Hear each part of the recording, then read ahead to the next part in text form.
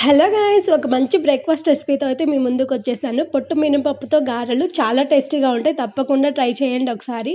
ఒక రోజంతా అంటే ఒక నైట్ అంతా నానపెట్టుకోవాలి పొట్టు మినపప్పుని.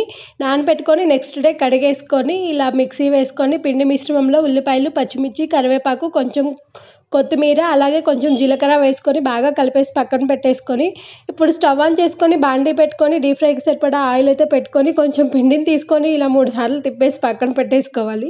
ఈ అలవాటు మీలో ఎంతమందికి ఉందో కామెంట్ చేయండి. నేనైతే ఏది డీప్ ఫ్రై చేసినా ఇలా దిష్టి తీసే అలవాటు అయితే ఉంది.